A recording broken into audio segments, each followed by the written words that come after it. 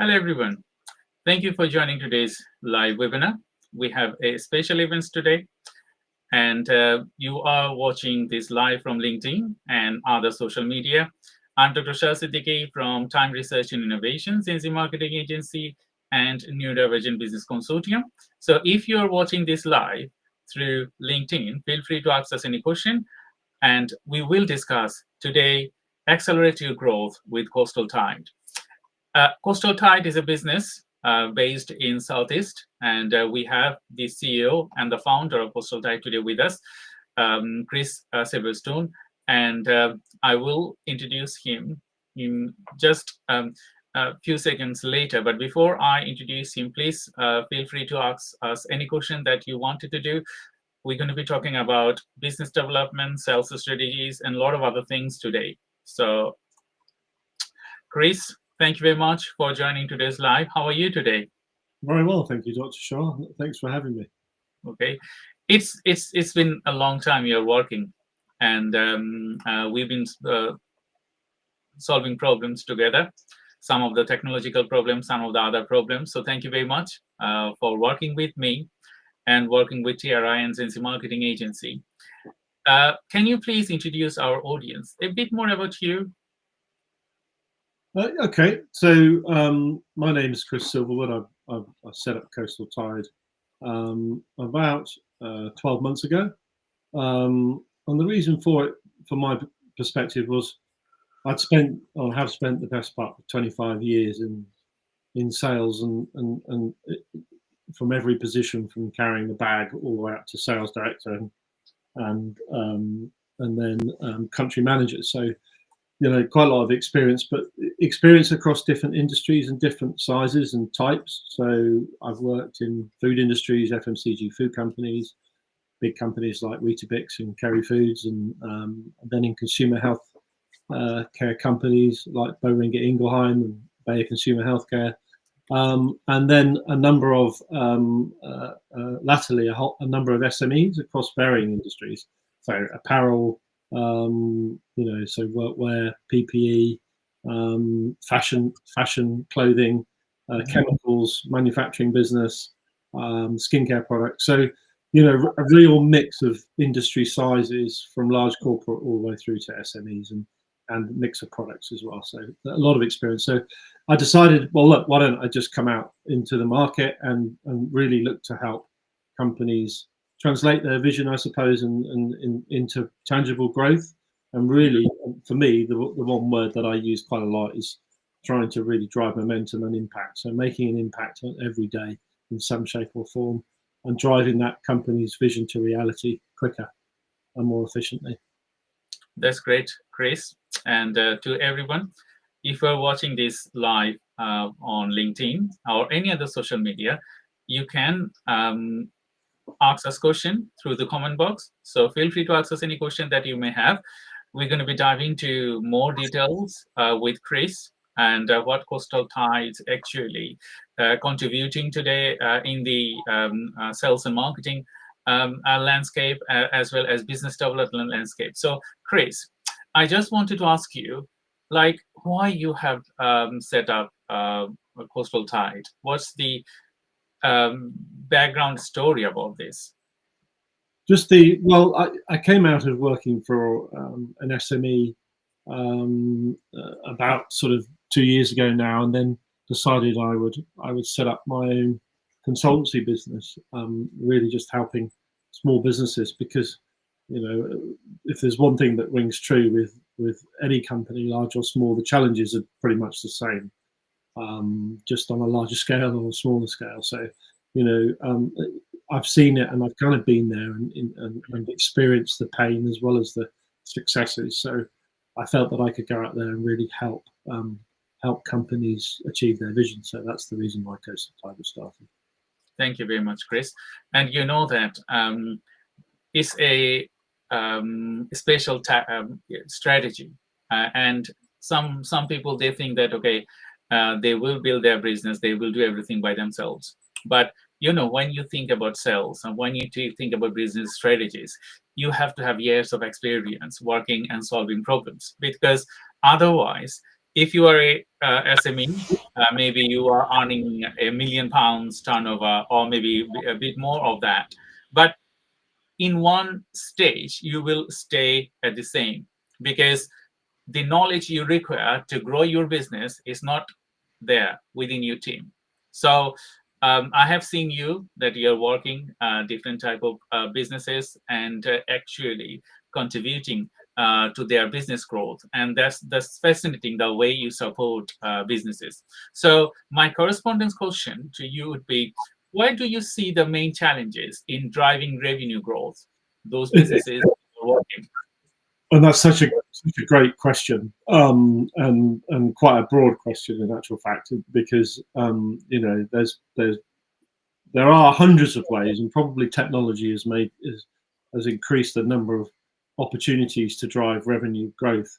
However, fundamentally, it does come down to a few key areas, and doesn't matter how polished they look, but it's fundamentally things like, I would say, firstly, driving penetration, which is about acquiring new customers, whether in your local market or outside into the export arena. But importantly, that those customers fit your ICP, so they fit your ideal customer profile. A lot of companies are, in my experience, and I've been part of many that are like this. They'll chase the a pound. It doesn't matter where that pound is, but fundamentally, for it to be sustainable, it's important that the customers that you go after actually fit your market, and the needs that you have as a business. And actually, quite often, a niche market is the best way for startups, in my experience, to target. Because you're in an area you already know something about, rather than actually expanding outside of that. So a niche market is important. I would say, so driving penetration, acquiring new customers, and there's a whole piece on this in terms of lead generation and sales funnel, pipeline, etc. But I think one thing that I have learned is not every lead is a qualified lead. It's important that leads are qualified. And my analogy for that is like going to a pub and talking to somebody in a pub. That's just a lead. Doesn't qualify it until you have a similar interest or you spark a conversation. So we can spend a lot of time, and companies can spend a lot of time chasing leads that end up at a dead end, basically, because they haven't been qualified properly. So when you're trying to meet that need, it's identifying the pain points. So making sure that you've got a product or service that helps that customer, and it's all about fulfilling those pain points. And then with that intent on that qualified lead, you've got a real opportunity then to turn it into a prospect. The important thing then that I've learned, and people don't do at this point, is where it falls over, is follow up. Important that you follow up multiple times, and then if there isn't an interest at that point, and I would say a minimum of 7 times to follow up, and actually there is a bit of science behind that, but once you've followed up a significant number of times, if then you're still getting a no, then it's actually okay to turn around and go, well, thank you for your time, but obviously this is not of interest to you. So, important that you follow up, important that you qualify your leads, and the customer ultimately has to trust you, trust your company, and trust your product. If any of those are not big green ticks, you're not going to get very far. So the first thing is driving penetration. I said that there are a number of things. The second area is driving frequency of purchase. What I mean by that is getting your customers to buy more often. If they're only just buying once or every 6 months, how can you really encourage your customers to buy more than once? And the third area is driving rate of purchase. And what I mean by rate of purchase is getting your customers to buy more. So, it literally is driving penetrations, acquiring new customers. The second one is getting your customers to buy more often. And the third one is getting your customers to buy more. It's not as simple as that, but it is as simple as that in terms of really understanding the basics of what's required. I totally agree with you, because when you the systematic way you just mentioned about from one end to another to actually grab attention to your ideal customer, and then um, adding them to your workflow. That's fascinating. Thank you for sharing that. Can you please share a little bit more about ICP? Because I think our audience, if you can describe a little bit more about ICP. Well, an ideal customer profile is basically taking the time to identify exactly what what customer ideally your products or services fit. So, and that could be demographics, it could be a number of things, but really just identifying, being very clear on it, and creating a scorecard. So when you're looking to attract a certain customer, do they fit your ideal customer profile? So in simple terms, an ICP is literally just what you feel is your target market and your target customer for your products that ideally would fit, and therefore you're not going to waste your time, fishing where there aren't any fish. But that's pretty much my analogy. Fish where the fish are.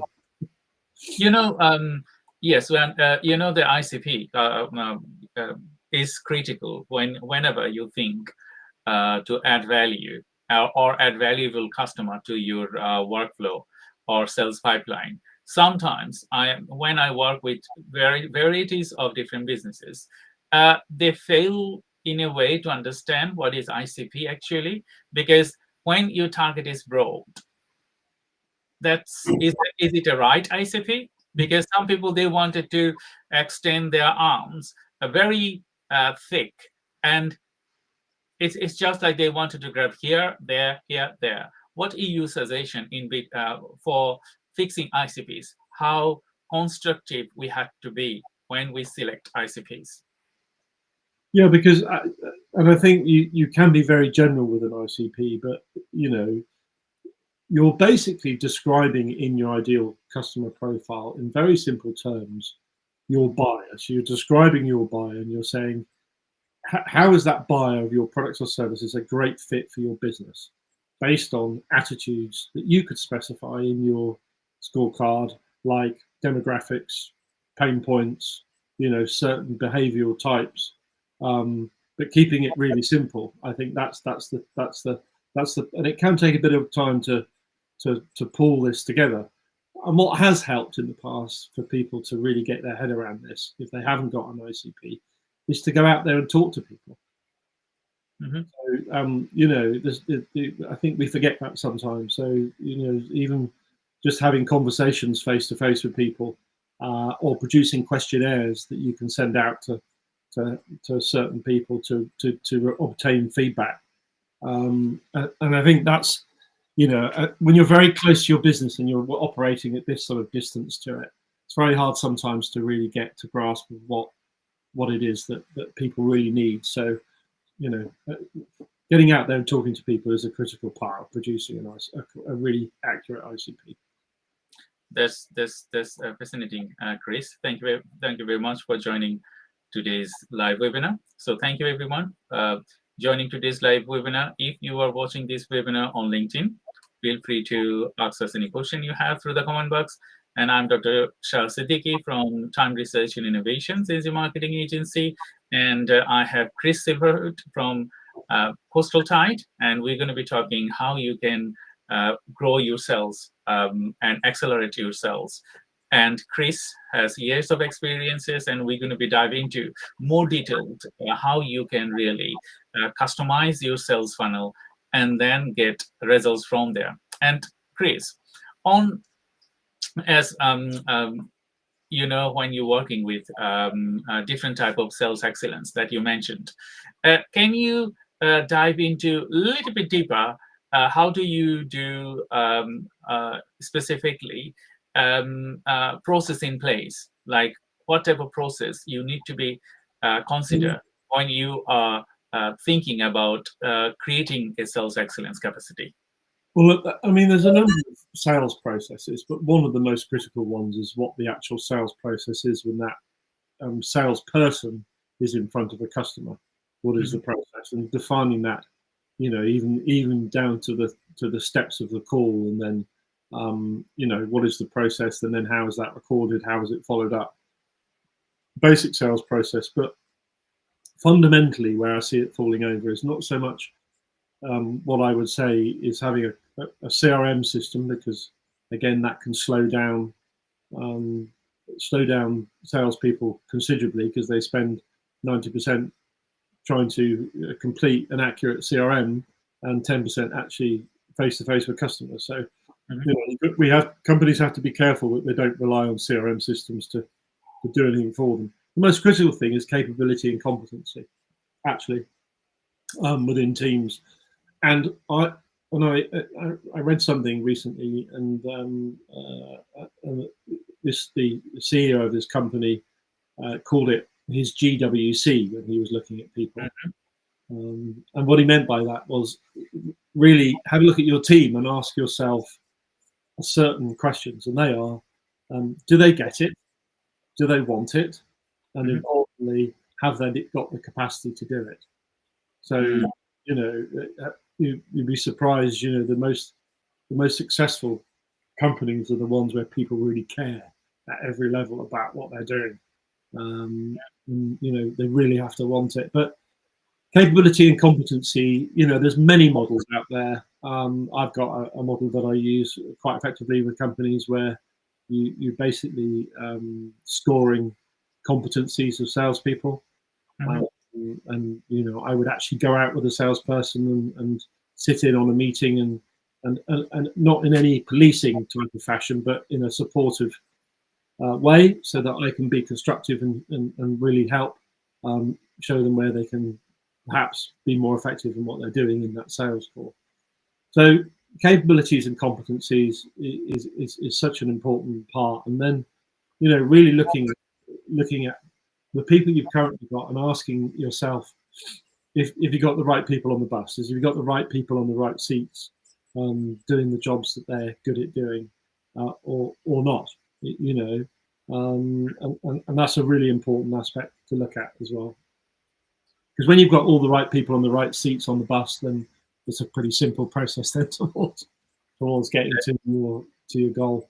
But it isn't if you've got some hindrances, or you've got people that aren't that interested, or you've got the wrong competencies, you haven't got the right competencies, or there is a lack of trust, or a number of issues. So yeah. Thank you very much, Chris, for adding this value. And I just wanted to ask you another question regarding, you mentioned KPIs, how important it is to understand your KPIs as well as to understand your ROI. Well, in terms of effective KPIs, so KPIs have got to be measured and shared across the business. And they've got to be realistic as well, but they've got to have a stretch element. I think KPIs need to be measured on a regular basis, and it needs to be very clear what those KPIs are, and very simple. You don't want 20 KPIs; you want a handful of them if possible to get a real focus into the team. So KPIs are really important for that in that respect.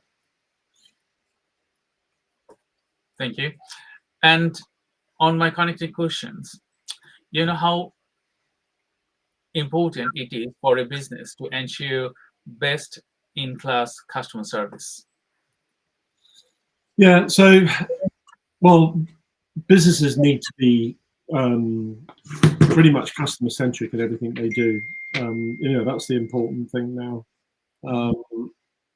And OTIF is critical. So on time and in full is such an important part. There's no point delivering to a customer if you've got a service level that's appalling and quite shocking, because you will drive your trust with that customer through the floor, and very quickly lose it. So the companies I've worked in, communication is the key. Actually, funny, because it's pretty basic, but it's true. Customers are generally okay with bad news as long as you tell them there's bad news. Where they're not okay is where you don't mention it. And I've dealt myself with all the big retailers in the UK over my career, and one of the big things I've learned is that if you're gonna fall short of expectations, just be honest and communicate it effectively and on time and Mhm. prior to it happening. So don't say you're going to be 4 pallets short on delivery on the day of the delivery. Try and get ahead of it. So um, just really communicating in plenty of time.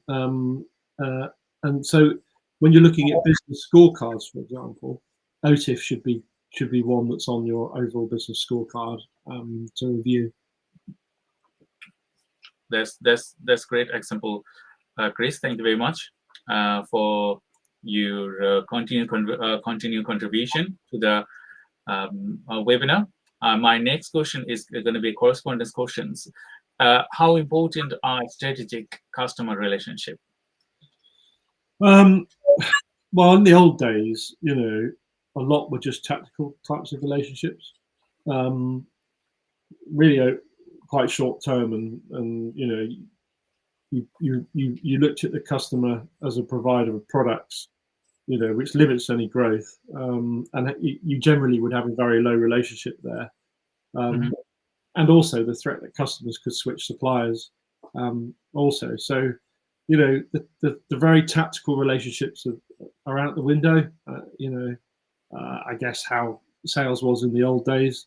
It's Mhm. more very much now around strategic business planning. So having a joint business plan with a customer where you're sitting down with them and you're engaging with them about what the plan for the year would look like, and then you're reviewing that plan on a regular basis. Mhm. And where I've seen those work really well, have been fantastic in really driving a trusted partner relationship with a big customer.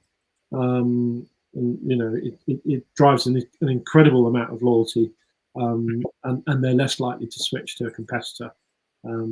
So joint business plans work really well. And the critical thing with customers now, it doesn't really matter who Mhm. the customers are, but they're not really interested so much in your product per se. They're more interested in how that product is going to add value to their overall business, not take business away from somewhere else. So, in the old days where you talked about a product, and you wouldn't be able to do that even 20 years ago. For example, with Tesco's, you couldn't walk into Tesco's and talk about your product without them saying to you, well, what's your suggestion should come off the shelf before we put you on the shelf? Mhm. So, it's very much about data-driven insights. It's about having a lot more information now, and almost as much information as your customers have. Mhm.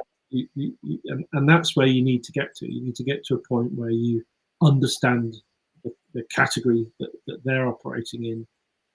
You understand the consumer behavior and the shopper, which is another discussion, but they're two very different things, a shopper and a consumer. Thank you very much, Chris. So I know that you have work and you have relation with a big retailer in the UK. Can you briefly share your experiences with our audience? That what are the big supplier need to acquire or supply in the retail industry? What's that? Sorry, Dr. Shah, can you say that again? You know, retail leading retailers, Yeah. what they want from their suppliers to be. Oh, well, they want you to understand their business, Mhm.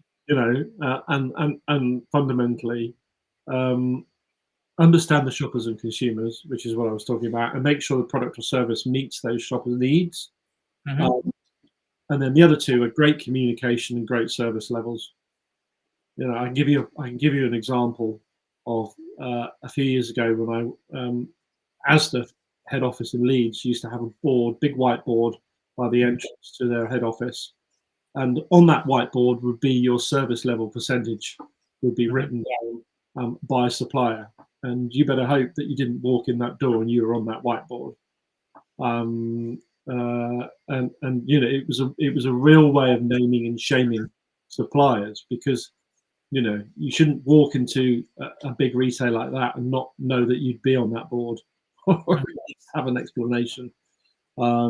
So you made sure that you weren't on there. So again, service levels and communication. Mhm. So, when you talk to a retail company, big retail company, when they select distributors, what are the most important factors to consider? Um, I think there's been a real shift from big retailers Mhm. that really want to now engage with small and trusted suppliers because they're looking for innovation.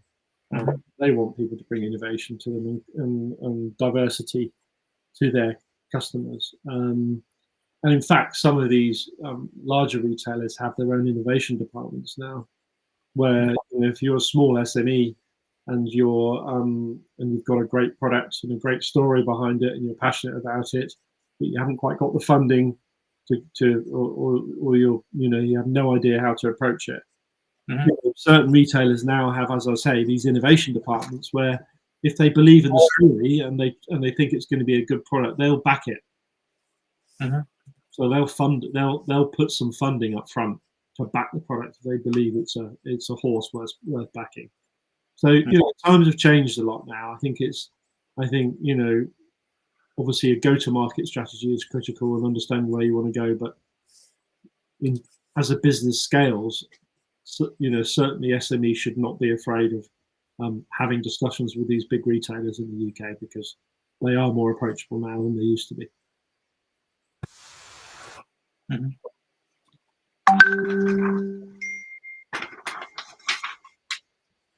Sorry for the interruption. I think nowadays you use your computer to do a lot of different works. So sometimes you get this twinkling sound of the messages and other things. So please excuse me for that. So we are here today to talk about accelerative growth with Coastal Tide, and we have Chris Silverwood with me, and he's working in the industry for many, many years, and we're going to be sharing his core understanding and thoughts with the audience for you to excel your growth. So if you wanted to contact Chris directly, you can reach him through LinkedIn and any other social media. And with Chris' experience and the way he lead team, it's different and as usual. So Chris, we're going to go to our next conversation. But before I go to our conversation, I just wanted to share the Coastal Tide website with the audience, and then we're going to be going to discuss further, dive into more details. So just give me a couple of seconds. So you can see the Coastal Tide website. So if you go to coastaltide.co.uk, you'll be able to see the Coastal Tide website, and you will see all the domains and how he is supporting for business growth. You can also book a free consultation with him through the calendar embedded here for him. And you can see as well what is Coastal Tide doing to support or solve your problems. So you can see a explainer video, boost sales with credibility with Coastal Tide. I will not play this video now, but if you want to go to coastaltide.co.uk, you can find those information and why you should choose Coastal Tide. So there are another video here, and Chris has talked about why is the best choice for you to select Coastal Tide. And you can also see here about the companies, all the companies that Chris has already been worked, and more future companies are going to be onboarded, because I know that Chris is working a few more companies at the moment. You can also see the service areas. So in these service areas, you will see the core services that Coastal Tide offers.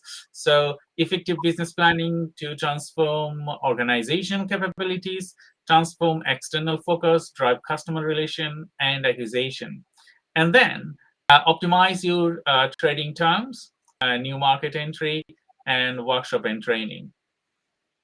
And you can also have a glimpse of Chris's upcoming book, and it will be launched very soon.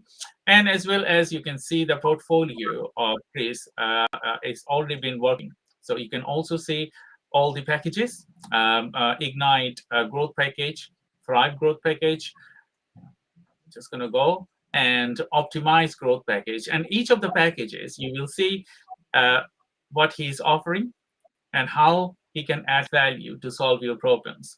And then frequently asked questions. And at the end, you will see a core message from Chris Silverwood. And if you wanted to contact him, you have his email addresses, phone number, and as well as you can go to coastaltide.co.uk to see all of his work. I'm just gonna exit from the showing the website. So, Chris, on your website we have many other services that you offer. Can you briefly describe some of the areas that you contribute and execute your execute and show your strength? Well, I think I've worked in a number. Thank you, Dr. Shah. I've worked with a number of companies that have had distributors or agents for parts of their business. And in fact, when I was working in Big Pharma, we had one particular third-party distributor who was looking after a significant chunk of the business. And then we had another third-party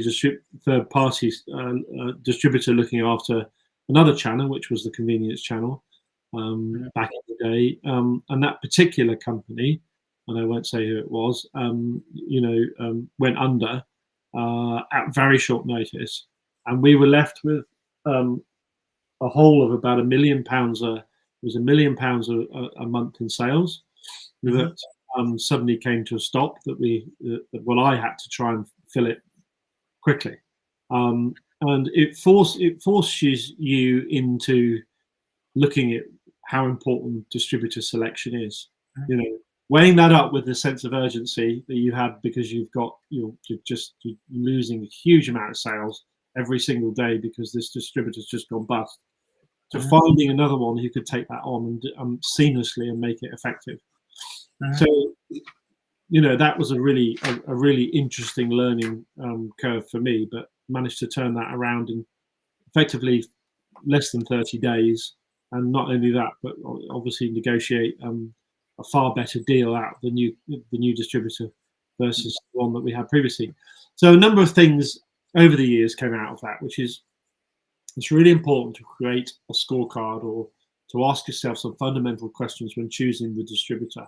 Don't just get into bed with a distributor because you think that they're right for your business or you like them. It's not about liking somebody. It's about, it's important that you can work with them, but there's some other fundamental questions you need to ask. It's like, do they have the coverage that you need? So do they cover the right geographies? It doesn't have to be in the UK or outside the UK or both. Are they experts in your industry, and do they have good trade relationships? Really important to ask simple questions like that, because you can appoint a distributor and find out they don't have, or they could have relationships with the people that you want them to have relationships with, but not particularly good ones. So what's that relationship like with the distributor and their customers? Do they have a good reputation? Quite easy to ask the right questions and find that out. And obviously the other one is, are they financially stable? I think when you've been like I was over the years, that's kind of at the top of the list, really, to make sure that you've got some stability there. Do they have a skilled sales team with the technical know-how? Not all products are that simple. Some products are a lot more technical than others. So, how technical are they? And can they represent your brand in the right way? I've worked again with a distributor once who took some business on for us.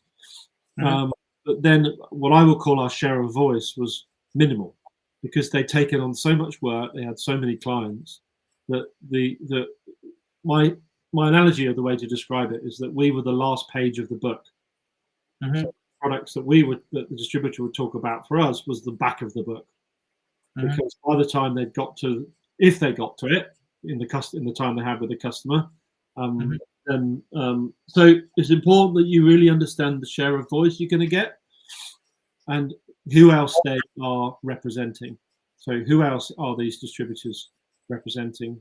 Obviously you don't want to be going into bed with a distributor who's also selling a competitor product of yours. But important to understand that you get a really good share of voice and share of time. That's really critical, that part of it. So distributor management, I would say, is a key thing. Thank you, Chris. Thank you very much for adding value to the network. So everyone, you are watching today on LinkedIn, Accelerate Your Growth with Coastal Tide. And we will dive into more details and share how you can grow your sales pipeline and how actually you can contribute and get solid results from your sales pipeline. Chris, when we talk about sales and marketing and digital marketing and business development, all are in different areas. People sometimes they fail to understand that on each domain, you need someone specialized person to grow your sales to the next levels. How important it is to tailor the methodology with a specific person like you or others to drive sales growth? So just rephrase that then, Dr. Shah. I'm just trying to... When you select growth partners, how important it is to select the appropriate growth partners to grow your sales rather than considering a lot of different things at the same time. Yeah, so I just think you have to you just got to ask the right questions, and then when you're talking about people that you want to work with, there's got to be a trust, and it has to be a mutual understanding and a mutual trust and openness and honesty. If somebody's not happy with something, then they need to talk about it with you, and vice versa. And it's about taking any emotions out, which is difficult because we're all human, and making every decision we make are based on facts quite often. And I think that's the reality of it. We have to have an honest and open approach. And the best relationships I have seen work are the ones where you are completely transparent with your partners and at every single level, so that you know exactly what's happening, and therefore you're going to prevent any surprises, and nobody's going to get tripped up or embarrassed or or even worse, lose a relationship that you've built for a number of years or a period of time. Thank you very much. I have a correspondence questions to you. How do you ensure accountability and traction? I think simply, if I was to think about that in simple terms, because again that could go on for a while, is KPIs need to be smart. Specific, measurable, achievable, realistic, and time bound. That's pretty much, and people forget. I've been in businesses where teams have no accountability, poor communication, and it basically just stagnates and ends up in chaos. So, I think it's important that the KPIs are smart, but also the business. I think what people forget as well is that it's all about setting salespeople KPIs. The business, for a business to be able to get to its vision, whether that's its 5-year vision or whatever that is, the business has to be able to track and make people accountable in every department. In fact, what I say to companies is, whilst it's important that salespeople have KPIs, what KPIs do you have in your operations department? What KPIs do you have in marketing? What KPIs do you have in finance? And quite often you'll find that there aren't specific KPIs. Now, if you pull those together for a business, you end up with quite a nice scorecard. And on that scorecard, that's something that the business can review as a team and review together. So in basic terms, I've always said define 3 to 7 priorities the businesses must accomplish in, say, the next 90 days. What are your big rocks? And what I mean by that is, what are your big challenges? What are the things that might get in the way? And tackle those first.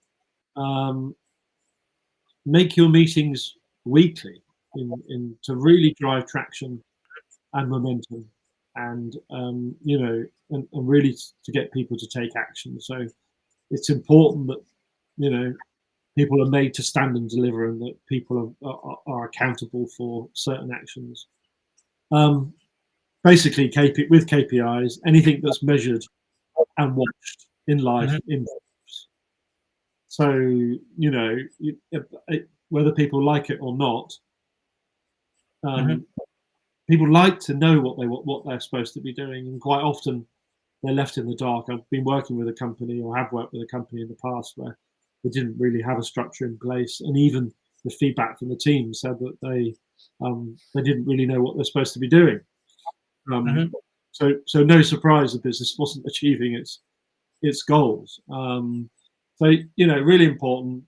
Create a business scorecard. It really creates a pulse in the business. It really creates a pulse, because people know they're going to have to stand up and talk about what's worked well and what hasn't worked well, and where they need support. And then you red flag any areas that are off track. It really then helps create better focus and awareness across the business. So KPIs aren't just sales KPIs, because I know a lot of companies, when the word KPIs comes up, it's always related back to sales teams. Businesses need to have very defined KPIs and departments. Thank you. That was a great answer, Chris. I'm just going to share my screen one more time to talk about an announcement.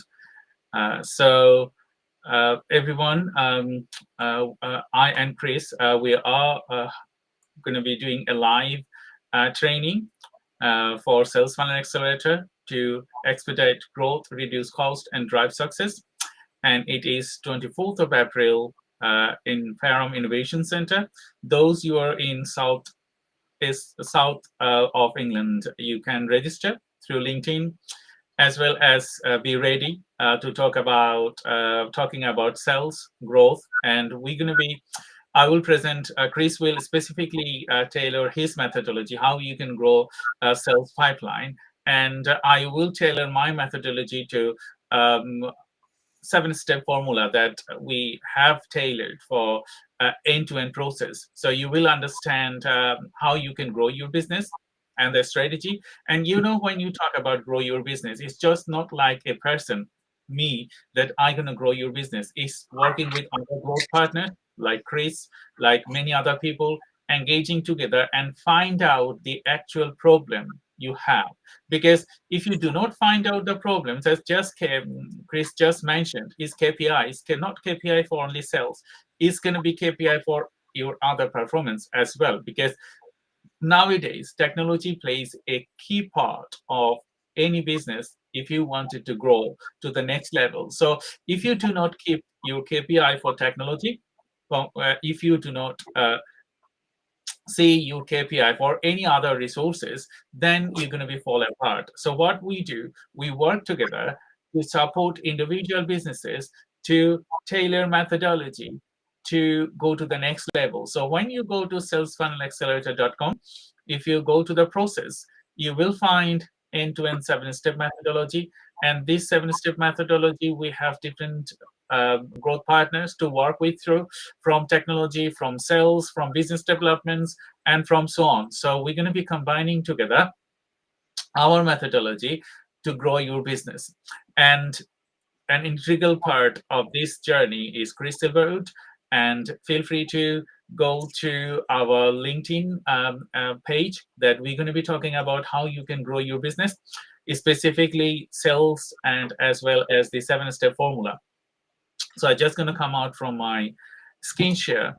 Chris, it's been a pleasure today to talk to you. We have another 15 minutes, and I wanted to contribute a few more points to talk about technology, because you are working with technology companies, and as well as supporting them or to grow your sales, how important it is for businesses to understand and embed current technology to their business if they wanted to drive sales and growth.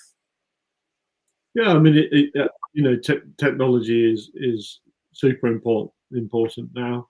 All businesses vary in terms of what they require, um, you know, in systems and processes. My only bit of advice would be to keep it simple, and Mhm. there's lots of things that can make you more efficient in what you do, but there are also lots of things that just drive complication, um, Mhm. and push out efficiency and simplicity. So, one of the things I would always advocate is that, whilst I'm not 21 anymore, Dr. Shah, I'm, I'm certainly not tech averse, but I would say that, people just need to take a pragmatic view, on what's right for them. And it's not my job now to talk about various systems or processes, but I think technology definitely helps, but we just have to take a pragmatic view on what's going to make real value and what's going to take away value. Mhm. So if people they wanted to book a session with you, I know you have a few more packages embedded to your website. How do they contact you? They can contact me at chris@coastaltide.co.uk, or you can go onto the website, www.coastaltide.co.uk, where you can request a meeting with myself there. So that's the best way. You're also on LinkedIn. You'll see on LinkedIn that you can also request a meeting through my LinkedIn page. So yeah, there's numerous ways you can get hold of me. Okay. So I think Terry is watching this live, and he just sent a message. So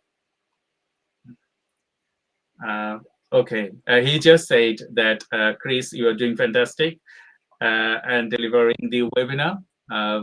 Say thank you from me. Thank you, Terry. Appreciate that. Yeah. So Terry Arnold is another of our partner, I would say. We work together. He has extensive knowledge and working in the industry to drive digital marketing. And we contribute together in some of the collaboration and projects. So thank you, Terry, for your message. And thank you, everyone, for joining today's live webinar. If you wanted to ask us any questions, so last 10 minutes, we're just going to answer your questions. So Terry, if you have any question to Chris, could you please ask? I know you are watching, so it would be better if you can ask a specific questions to Chris. Otherwise, we're going to be continue our conversation another few minutes and end this program. So anyone you're watching this live webinar, please feel free to ask your question, and Chris will try to answer those for you.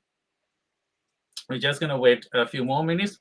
And while we wait for the questions, Chris, I just wanted to ask you another thing, because you also work as a business strategist to lead people to develop their business plan and a lot of initial work.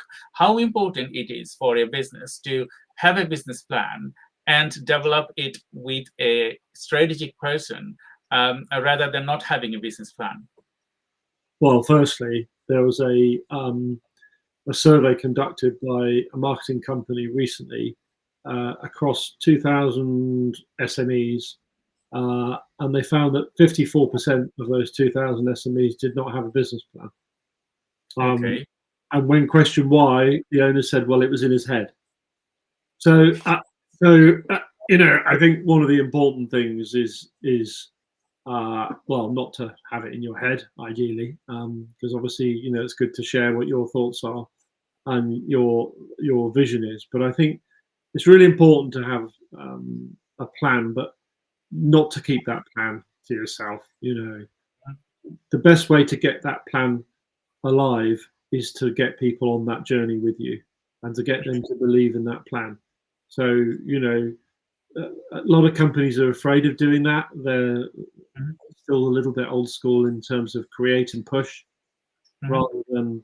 rather than involve, and then deliver. So, Okay. I think get people involved, and actually the people that have been working for you, and understand the business and are the coal face. They're the people that have probably got some of the smartest ideas and Mhm. some of the best things that will come up. So, I seem to have disappeared off the I off think, them for some reason. yes, I think your camera The cameras is, are on, but I haven't just disappeared into that swimming pool, by the way. yes. So it might be a good opportunity to bring it to a close. Then I don't know why the camera's gone, but sorry about that. Yes, I think your camera just disconnected. So I would say thank you, Chris, because we are just nearly end of our session, and Chris has a technical issues. So please stay on the line, Chris. I'm just gonna say bye bye to the audience, and then uh, uh, end this conversation. So we have a technical issues from Chris's end. Otherwise, we would have stayed a few more minutes to answer some questions, or maybe continue this conversation. So you have, I hope you have enjoyed today. Accelerate your growth with Coastal Tide. So if you wanted to ask any question, feel free to reach Chris. He has tons of knowledge and experiences for you can ask any question related to business growth, sales strategies, business plan, and a lot of other things. Chris is supporting businesses, SME sector, and corporations. So if you think that he's the right person, feel free to contact him. And thank you very much for joining today's live webinar. And I'm Dr. Shah Siddiqui from Time Research and Innovations, a marketing agency and a New Divergent Business Consortium. I will have next week more live events with you, for you, and with some more guests. Until then, stay tuned. Please like, follow, and share our work on social media. And if you have any problem, feel free to contact me or my team, as we're going to be working together to solve your technology problems, marketing, and as usual, other developments like AI, and a lot of other things that we do together to solve problems. So until then, thank you very much, and stay tuned, and bye bye.